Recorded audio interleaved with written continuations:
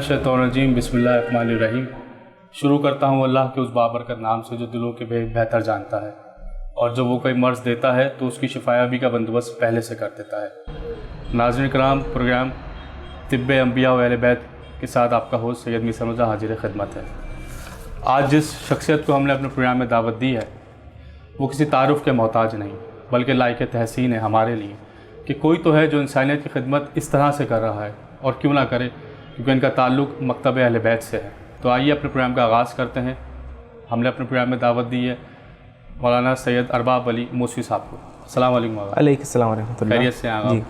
खुदा का शुक्र परवरदिगार। आगा, मैं अपनी टीम की तरफ से और अपने प्रोग्राम की तरफ से, चैनल की तरफ से आपका बहुत शुक्रगुजार हूँ कि आपने हमें अपना वक्त दिया। बड़ी मेहरबानी। आगा, हमने प्रोग्राम का आगाज़ किया है तिब्बे अंबिया व अहले बैत, और आप इसके तालीम करदा दवाओं के बारे में हमें बताएंगे और इसके बारे में बताएंगे कि किस तरीके से ये जो हिकमत है, ये जो इल्म है फ़रोग़ पाता है और किस तरीके से हम इसमें काम कर सकते हैं। औज़ु बिल्लाहि मिनश शैतानिर-रजीम, बिस्मिल्लाहिर्रहमानिर्रहीम। जैसा कि इस प्रोग्राम का उन्वान भी तिब्बे अंबिया व अहले बैत अलैहिस्सलातु वस्सलाम है, तो मैं चाहूँगा कि आपको इसके बारे में पहले बताऊँ कि ये तिब्बे अंबिया व अहले बैत क्या है। बिल्कुल, इस पर डिटेल में हमें आप जी, बड़ी मेहरबानी। असल में देखें, तिब्बे अंबिया व अहले बैत अगर हमारे बिरादरान अहले सुन्नत से पूछा जाए तो शायद वो न अंबिया को लेते हैं, न अहले बैत को लेते हैं, वो तिब्बे नबवी लेते हैं। अच्छा। उनके यहाँ बहुत मारूफ़ है, उसमें बहुत किताबें लिखी हुई हैं तिब्बे नबवी के नाम से, और हत्ता कि इनके चैनल्स तक भी खुले हुए हैं तिब्बे नबवी। सही। मगर हमारे जो बिरादरान अहले तशय्यो या जाफ़री मकतब से ताल्लुक़ रखते हैं वो ज़रा इस तिब्बे अंबिया व अहले बैत या तिब्बे नबवी से कुछ थोड़ा सा दूर है। हमने बड़ी कोशिश की कि इसको किसी तरीके तक लोगों तक इस बात को पहुंचाएं कि ये क्या है।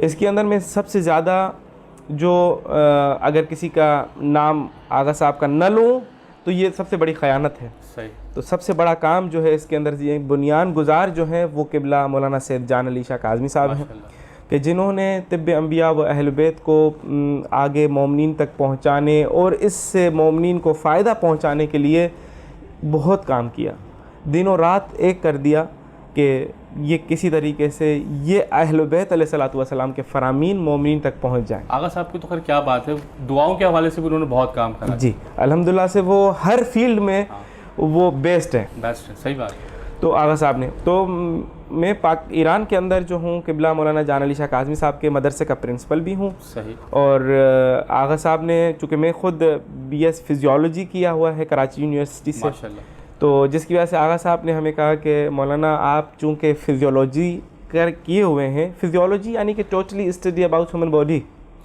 जो भी इंसानी स्ट्रक्चर है उसमें फ़िज़ियोलॉजी आ जाए, फंक्शन आ जाए, या उसकी एनाटमी के वो ऑर्गन कहाँ पर है।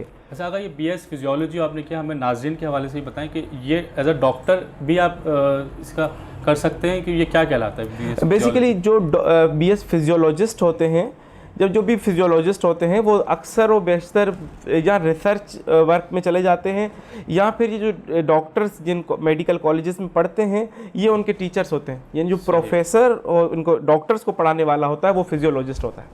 अच्छा। तो फिजियोलॉजी जो है डॉक्टरी से एक स्टेप और ऊपर है। सही। मगर ये है कि वो डॉक्टर नहीं कहलाएगा जब तक वो खुद PhD ना कर ले उसमें। PhD कर ले तो वो तो फिर कोई इस्लामियात में भी PhD कर ले तो वो डॉक्टर ऑफ इस्लामियात हो जाएगा, ठीक है, तो वो एक अलग मसला। मगर ये जो आपका सवाल था डॉक्टर हो सकता है कि नहीं, आपका सवाल था वही डॉक्टर जो प्रैक्टिकल डॉक्टर हैं, प्रैक्टिस वाला डॉक्टर जी, तो उस हिसाब से वो डॉक्टर नहीं कहलाता, मगर यह है कि वो प्रोफेसर कहलाता है उनका। बिलाखिर हमने इसमें चूँकि मास्टर किया हुआ था तो आगा साहब ने कहा कि आप अपने आप को ज़ाया कर रहे हैं यहाँ पर, ये क्यों नहीं आप मोमिनीन की खिदमत करते हैं इस सिलसिले में। तो फिर हमने भी इस सिलसिले में स्टार्ट लिया।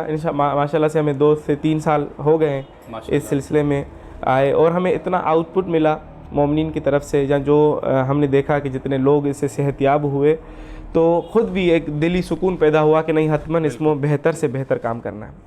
तो सवाल ये था कि आया तिब्बे अंबिया व अहले बैत में कोई फ़र्क है या कोई एक ही है या क्या है सिलसिला? अगर इसे तिब्बे अंबिया अहले बैत जो है इसको तिब्बे इस्लामी भी कह सकते हैं? देखें, तिब्बे इस्लामी जो है कोई भी नाम जो है दे देना कोई इसमें मुश्किल नहीं है। मसलन उसी तिब्ब इस्लामी को हमारे यहाँ इधर अगर सिंध की बात करें या हर मंतके की बात करें तो कोई इसको इस्लामी कहता है, कोई इसको देसी कहता है, कोई इसको दीनी कहता है। मसलन हर वो चीज़ जो खुदा की नेचर से ताल्लुक़ रखती है, फिर लोग भी अपने अपने मंतके के हिसाब से एक नाम दे देते हैं उसे। सही। तो इसमें कोई भी नाम दिया जाए कोई मुश्किल नहीं है, मगर उस नाम को हम ये कहें कि आयमा ने इसको ये नाम दिया है तो ये सही नहीं है। सही। जैसे अभी आपने कुछ देर पहले फरमाया कि हमारे अहले सुन्नत बरादरन तिब्ब नबवी के हवाले तिब्ब नबवी के नाम से इसको मारूफ किया हुआ है उन्होंने। तो तिब्ब अंबिया बेसिकली जब हज़रत आदम अलैहिस्सलातु वस्सलाम इस दुनिया में आए और उसके बाद ये बशरियत शुरू हुई, तो इसके साथ साथ जितने भी और भी अंबिया आते रहे, अंबिया का काम था लोगों की मुश्किल को हल करना, हिदायत देना, वो भले जिस्मी हो या रूही हो। सही। जिस्मी बंदा ठीक होगा तो अपने अल्लाह का कुर्ब हासिल कर सकता है, रूही ठीक होगा तो अल्लाह का कुर्ब हासिल कर सकता है। कहीं पर भी बीमार हुआ तो वो अपने रब तक नहीं पहुंच सकता। सही। दोनों चीज़ें सही होनी। इबादत करने के लिए एक सेहत ज़रूरी है। सही। ठीक, इसी तरह से वो सेहत भले जिस्मी हो या रूही हो। तो अंबिया जब आए और जब इन बशरियत आगे चली तो ना कोई डॉक्टर था उस वक्त, ना कोई हॉस्पिटल थी, ना कोई लेबॉर्ट्री थी। ये लोग कहाँ जाते? ये वही अल्लाह के भेजे गए एक पैगंबर या उनके जो भेजे गए पैगाम रसान जो थे उनके पास पहुँचते। ए अल्लाह के नबी, मैं ये इस मुश्किल में गिरफ्तार हूँ, क्या करूँ? तो अल्लाह का नबी जो है परवरदिगार से रुजू करता, मालिक इनके लिए क्या दवाई है या मेरे लिए क्या हुक्म है कि इनको अता करूँ? तो अल्लाह रब्बुल इज़्ज़त हज़रत जिब्राईल अमीन के ज़रिए से कुछ वही लाते, कुछ नुस्खे लाते, कुछ ऐसे फरामीन लाते जिन पर वो अमल करके वो बशरियत आगे चलती। इसी तरह से एक नुस्खा बहुत मारूफ है, तुरैफिल उसको नाम दिया जाता है, तुरैफिल। और ये तुरैफिल जो है हम पाकिस्तान में मकसद अगर मैं ये बात करूं, इंडिया में बात करूं तो शायद बहुत सारे लोगों ने पहली मरतबा नाम सुना होगा, मगर ये नुस्खा आप अगर अमेरिका में चले जाएं, कनाडा में चले जाएं, तो वहाँ पर आम मेडिकल स्टोर पर भी चले जाएं, उनको कहें ट्रैफिल चाहिए, थोड़ा सा एक्सेंट टी का इस तरह निकालते हैं, ट्रैफिल चाहिए, तो वो ट्रैफिल आपको उठा के दे देंगे। वो हज़रत नूह का नुस्खा जिससे हम मुसलमान ना आशना हैं, वो अंग्रेज़ों ने वो बना के चला रहे हैं। अच्छा। बिल्कुल। तो असल में इसमें कसूर हमारा अपना है, हम उस दीन परवरदिगार जो है उसके सही तरह फरामीन पर अमल पैरा नहीं हो रहे हैं, हम तहकीक ही नहीं करते, हम तहकीक नहीं करते। तो यही ट्रैफिल का जो नुस्खा है, ये हलीला, बलीला, आमला, ये 3 चीज़ें इसके अंदर डलती हैं और एक शह में गाओ, उसमें उसको जो है भूना जाता है, थोड़ा पकाया जाता है और फिर उसी मिकदार में शहद मिला के एक नुस्खा बनाया जाता है। तो ये किस मर्ज के लिए काम आता है? जी, आज मुफस्सरीन ये कहते हैं कि हज़रत नूह अलैहिस्सलाम की बड़ी उम्र का राज ये था कि उनके पास अल्लाह का ये नुस्खा मौजूद था। और आज हम इसे नाशना है। क्यों उम्रें कम होती जा रही हैं? चूँकि हमने खुदा की नेचर से दूरी इख्तियार कर ली है। और ये तीनों हलीला, बलीला, आमला, ये जन्नत के मेवात हैं, जन्नत के फल हैं, जन्नत की सब्जियां हैं, जन्नत की जड़ी बूटियां हैं। तो हज़रत नूह अलैहिस्सलाम को रीजिस का मसला था, मतलब ज़ुकाम और दूसरी चीज़, मसलन अगर इसका इस्तेमाल किया जाए तो आज जो लोग कैंसर में मुब्तला हैं, अगर इस नुस्खे को खाते रहें तो कैंसर ख़त्म हो जाएगी। अच्छा। बिल्कुल। तो ये बढ़ती उम्र का भी इलाज है, कैंसर का भी इलाज है? न फ़कत हमारे पास अल्हम्दुलिल्लाह से जितनी भी मेडिसिन्स अभी अवेलेबल हैं वो हम देते मरीज़ को किसी एक मर्ज़ के लिए हैं, मगर उसके 10 मर्ज़ और भी ठीक हो जाते हैं, चूँकि वो नेचर की चीज़ें इस्तेमाल करना शुरू कर देता है। इंसान खुद एक नेचर से बना हुआ है। बिल्कुल। और फिर जब नेचर से मिलती है तो इसकी बॉडी ठीक होना शुरू हो जाती है ऑटोमेटिकली। तो ये जो नुस्खा है, न फ़कत कैंसर का इलाज, कितनी ही अगर 100 बीमारियों के नाम लूँ मैं शायद समझूंगा कि उन 100 में भी कम पड़ जाएगी, इससे ज़्यादा फ़वायद है इसके। इसी तरह तमाम जितनी भी हमारे पास दवाएं हैं उनका इसी तरह कमालात हैं। यही जड़ी बूटियाँ मसलन आगे जिस तरह से अंबिया आते रहे तो हज़रत दाऊद अलैहिस्सलाम, हज़रत सुलेमान नबी अलैहिस्सलातु वस्सलाम, इनको तो ये जड़ी बूटियाँ बोल के बताती थी कि हम फला मर्ज़ का इलाज है। जड़ी बूटियाँ बोल के बताती? बिल्कुल। आपने कुरान नहीं पढ़ा? कुरान में सूरह नमल में उठा के देखें, चूंटियाँ वो हज़रत सुलेमान से हम कलाम है। सही। और जब हज़रत सुलेमान ने उनसे कहा कि तुमने ये लफ्ज़ क्यों कहा कि जल्दी जल्दी अपने बिलों में चली जाओ, हज़रत सुलेमान का लश्कर आ रहा है, शायद तुम्हें कुचल ना दे, तो हजरत सुलेमान ने पहले तो सुना कैसे इतनी ज़बान जानते थे सुना ना? एक तो जबान तो चलो हम मानते हैं कि जबान जानते थे, ठीक है, अल्लाह ने तमाम जबानों का इल्म उन्हें दिया, मगर आवाज कितनी कम होगी ये भी देखें। हाँ सही बात, ठीक है, चूंकि अल्लाह रब्बुल इज्जत ने हमारे कानों को वो सलाहियत अता की है कि एक वैल्यू है, उस वैल्यू से अगर आवाज कम होगी तो हमें सुनाई नहीं देगी, उस वैल्यू से अगर आवाज ज्यादा होगी तब भी सुनाई नहीं देगी। डिस्टेंस है, इतने डिस्टेंस पे आवाज आएगी, एक डिस्टेंस का भी फासला है। मसलन आसमान पर कितने ही सियारे आपस में टकराते हैं, कितने ही ये छोटे छोटे जो मसलन सितारे सियारात कहा जाए, इनकी आपस में टकराने की आवाज़, बहुत सारे बादल के गरजने की आवाज़, जो कि इंसानी अक्ल और फहम और हमारे जो कैपेसिटी है कानों के सुनने की, उससे ज़्यादा है आवाज़। जब ज़्यादा होगी आवाज़ वो हम नहीं सुन सकते, चूँकि अगर ज़्यादा होगी तो वो फाड़ देगी कानों को। अल्लाह ने निज़ाम रखा है, इसके दरमियान तुम सुन सकते हो। तो क्या बात है हज़रत सुलेमान की कि एक चूंटी का आवाज़, आज तक मेडिकल साइंस ने इतनी तरक्की नहीं की कि चूंटी का आवाज़ कोई सुन सके। सही बात, ठीक, क्योंकि हमारे कानों में सलाहियत नहीं है, मगर हज़रत सुलेमान नबी को इतनी अल्लाह के जो भेजे गए नुमाइंदे थे उनके पास हर सलाहियत मौजूद है। तो जब ये चूंटियों का आवाज़ सुन सकते हैं तो ये जितने भी जड़ी बूटियाँ हैं, दरख्त हैं, ये सब जिंदा चीज़ें हैं, सांस लेते हैं, ये ऑक्सीजन हमें दे रहे होते हैं, कार्बन डाइऑक्साइड हमसे ले रहे होते हैं वापस। इनकी आवाज़ है, बिल्कुल इनकी आवाज़ है, ये गिरिया भी करते हैं, ये मोहम्मद वाले मोहम्मद पर दुरूद भी भेजते हैं। अगर मैं आपको यहाँ पे इंटरप्ट करूँगा, नाज़रीन का हमारा एक ब्रेक का वक्त हो जाता है, हम ब्रेक से जैसे ही वापस आएंगे तो अपनी डिस्कशन को यहीं से कंटिन्यू करेंगे। हम आपको एक दफ़ा फिर खुशामदीद कहते हैं। आगा से हम बात कर रहे थे हज़रत सुलेमान के हवाले से, साउंड के हवाले से कुछ आगा बताए थे। जी आगा। जी, बात चल रही थी कि हज़रत सुलेमान नबी या जितने भी हमारे नबी गुज़रे, उनको अल्लाह ने वो तमाम सलाहियतें जो आज हमारे पास मौजूद नहीं हैं, अल्लाह ने उन्हें मौजज़े के तौर पर अता की थी। सही, मतलब आज हमारे पास ये ताकत नहीं है कि मैं किसी के आँख पर हाथ अपना फेरूं तो उसको बीनाई मिल जाए। सही, मगर हज़रत ईसा नबी के पास ये सलाहियत मौजूद थी। इसी तरह हर नबी जो भी गुज़रा, उन्हें अल्लाह ने उस ज़माने के मुताबिक एक ताकत अता फरमाई थी, उसका नाम था मौजज़ा। उसके बाद जब पाक रसूल के बाद जब ये हमारे आइमा की बात आई तो वहाँ पर ये फिर मौजज़े का लफ्ज़ तब्दील होकर करामत में आ जाएगा। हमारे मसलन हम ये नहीं कह सकते मौला अली अलैहिस्सलाम ने ये फला मौजज़ा दिखा दिया, हम कहेंगे उन्होंने ये करामत दिखाई। ठीक, मौजज़ा मखसूस है नबियों के साथ, ठीक हो गया, मखसूस है अंबिया आइमा अलैहिस्सलातु वस्सलाम या औलिया कराम के साथ करामात आ जाएंगी। तो ये जड़ी बूटियाँ खुद अंबिया को बोल के बताती थी हम फला मर्ज का इलाज है। किबला हम पिछले साल गए पूरे पाकिस्तान के दौरे पर, तिब के दौरे पर, चूँकि हमारे अल्हम्दुलिल्लाह से 30 से ज़ायद सेंटर काम कर रहे हैं पाकिस्तान के अंदर। तो हम जब गए गिलगित बल्तिस्तान इस तरफ हुनजा की तरफ गए तो हमने देखा कि लोगों ने हमें बताया कि वो फलां जो आबशार है किबला, इससे कोई जो नहाता है उसके गुर्दे की पथरी निकल जाती है। सही, फलां आबशार में नहाने से घुटनों का दर्द दूर हो जाता है। हमने अंदाज़ा लगाया कि अल्लाह की कोई ऐसी चीज़ बगैर हिकमत के खल्क नहीं हुई, हत्ता कि ये जो आबशारों का बहता हुआ पानी भी एक बाहिकमत तरीके से बह रहा है। हिकमत है इसके, हिकमत है पीछे। सही, बहुत सारे लोग मारूफ था कि वो फलां आबशार फलां मर्ज का इलाज है, फलां आबशार फलां मर्ज का इलाज है, और वो इलाज होता भी है। बिल्कुल, आप देखें जब बहुत सारे अल्लाह ने वो आबशार या वो जो चश्मे ज़मीन से निकल रहे हैं उनकी एक क्वांटिटी है उसके गर्म होने की, ठंडे होने की।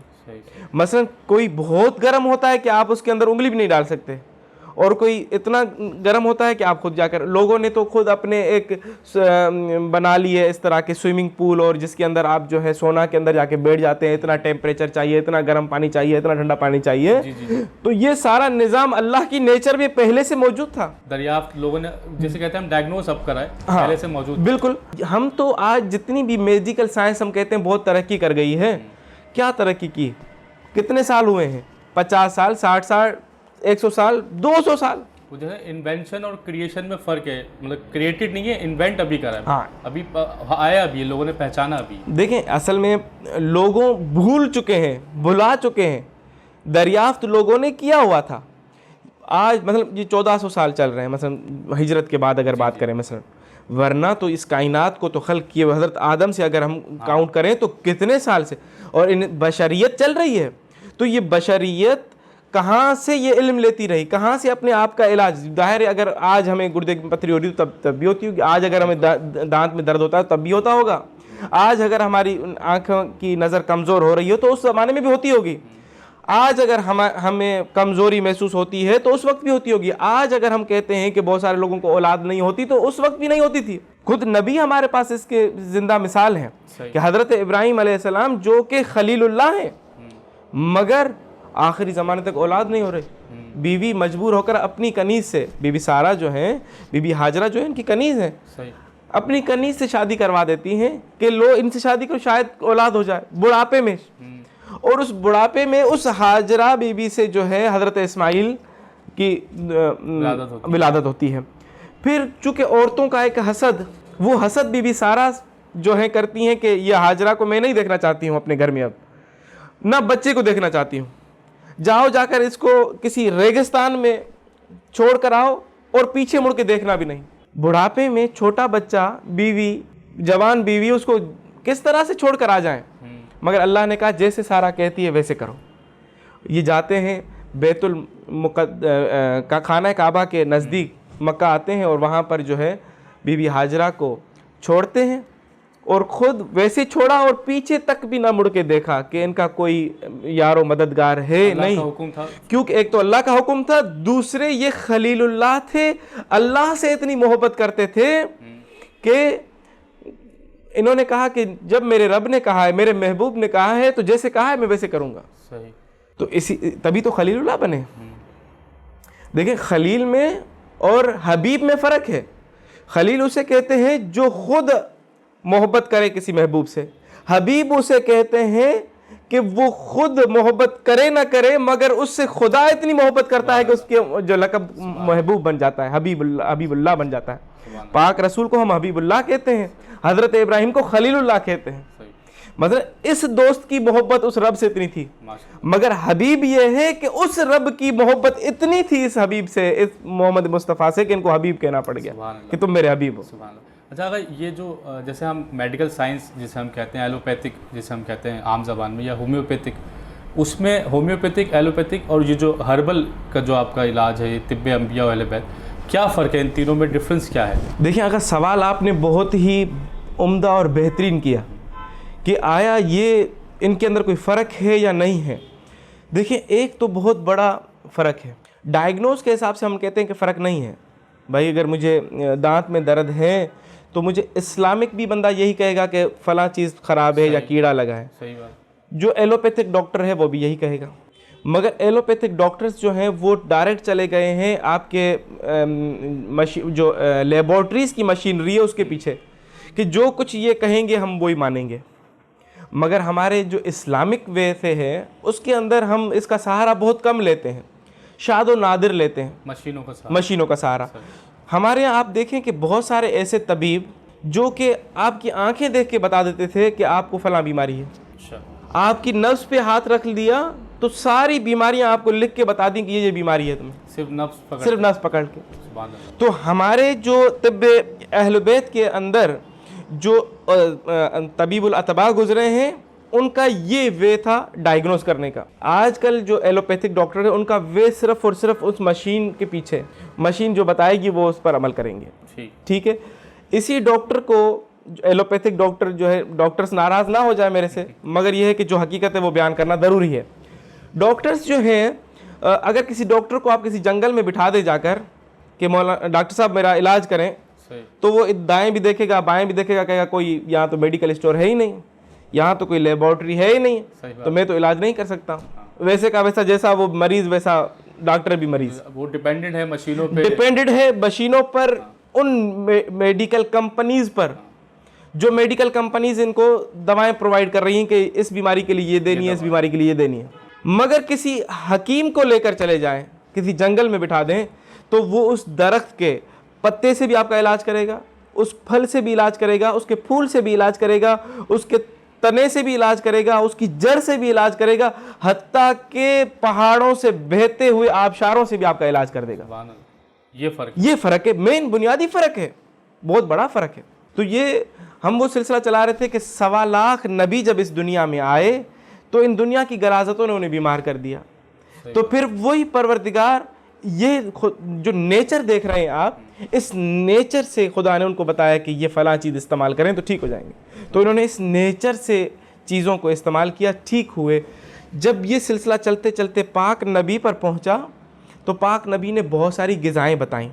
मसलन जिस तरह मारूफ़ है कि रसूल खुदा सल्लल्लाहु अलैहि वसल्लम कद्दू की सब्ज़ी को ज़्यादा पसंद करते थे।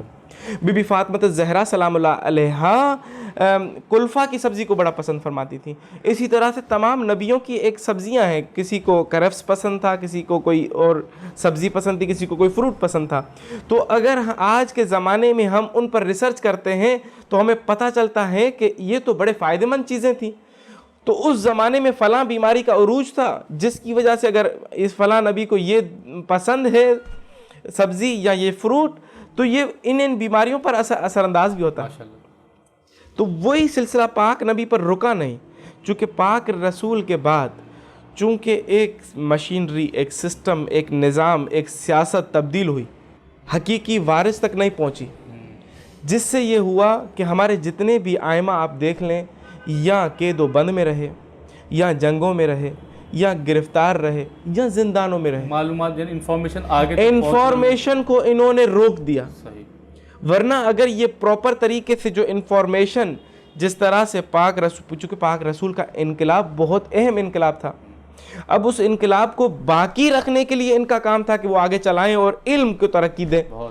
ठीक है, उस वक्त बहुत सारी मुश्किलात थी। ठीक है, पाक रसूल हर एंगल पर काम नहीं कर सकते थे इतना ज़्यादा। अगर हम अपनी डिस्कशन को यहीं पर रोकते हैं, हमारे प्रोग्राम का वक्त बड़ा लिमिटेड है और आपको इंशाल्लाह नेक्स्ट प्रोग्राम में फिर दावत देगी। नाज़रीन किराम, हमारी डिस्कशन आपने सुनी, हम यकीन करते हैं, उम्मीद रखते हैं कि आप इससे फ़ायदा लाजमी उठाएंगे।